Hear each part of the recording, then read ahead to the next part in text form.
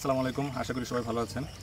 আমাদের গত 7 দিনে আমাদের পুকুরের এই এলাকাটাতে অনেক বৃষ্টি হয়েছে। বৃষ্টি হওয়ার কারণে পুকুরের পানির কালারটা অনেক চেঞ্জ হয়ে গেছে এবং পুকুরে পানির পরিমাণও অনেক বেড়ে গেছে। আমরা মূলত পুকুরে মাছকে আমরা কেনা ফিডই খাওয়াই, ন্যাচারাল খাবার খুব কম দেওয়া হয়। আজকে চেষ্টা করব আমাদের পুকুরে ন্যাচারাল একটা প্রাকৃতিক যে খাবারটা সেটা যাতে তৈরি হয়, এই কারণে কিছু খাবার দেওয়ার জন্য। আর এই জন্য আমরা একটা ফিড তৈরি করেছি। এখানে আপনাদেরকে একটু দেখাই।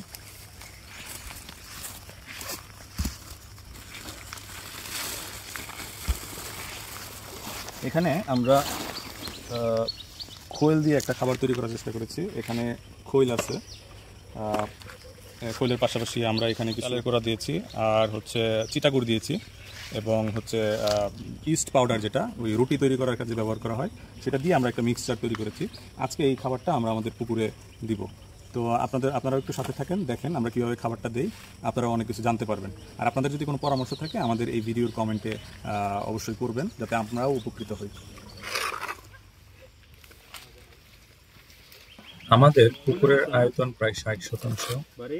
ওই 60% পুকুরের জন্য আমরা এখানে সরিষার খোল নিয়েছি প্রায় 12 কেজি, ধানের কুড়া নিয়েছি 8 কেজি, চিটাগুড় বা লালি সেটা নিয়েছি প্রায় 4 কেজির মতো, আর ইস্ট পাউডার নিয়েছি হাফ কেজি।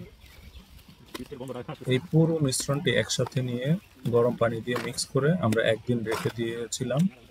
আমরা শুনেছি এতে বেস্ট রেজাল্ট পাওয়া যায়। যদিও এখানে ধানের কুড়ার পরিবর্তে গমের আটা ব্যবহার করা ভালো, এই মুহূর্তে আমাদের কাছে গমের আটা ছিল না, এই কারণে আমরা কুড়া ব্যবহার করেছি।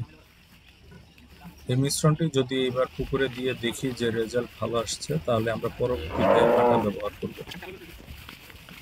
আজকে প্রচন্ড রোদ ছিল, কিন্তু মুহূর্তের মধ্যে আকাশ কালো করে বৃষ্টি নামা শুরু হলো।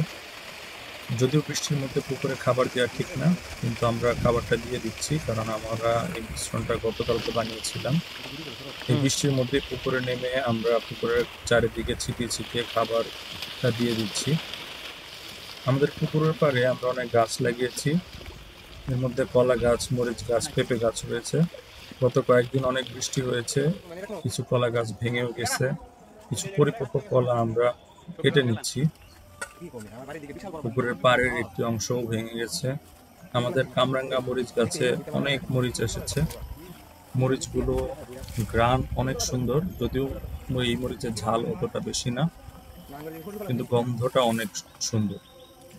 আমাদের পুকুরে নর্মালি 5 থেকে 7 ফিট পানি থাকে, কিন্তু গত কয়েকদিনে বৃষ্টিতে পানির পরিমাণ অনেক বেড়ে গেছে, অনেক ময়লা পানি পুকুরে প্রবেশ করেছে। এখন দেখা যাচ্ছে পুকুরের পানির পরিমাণ প্রায় 8 থেকে 10 ফিট হয়ে গেছে। আমরা নতুন মাছ চাষি হিসেবে নিয়মিতভাবে আমাদের এই চ্যানেলে আমাদের মাছ চাষের অভিজ্ঞতা আমরা শেয়ার করব। আপনাদের কোনো পরামর্শ থাকলে আমাদের ভিডিওর কমেন্টে অবশ্যই তা শেয়ার করবেন। আমরা আমাদের অভিজ্ঞতার আলোকে আপনাদেরও কিছু জানানোর চেষ্টা করব। সবাই ভালো থাকবেন। আশা করি দেখা হবে নতুন কোনো ভিডিওতে।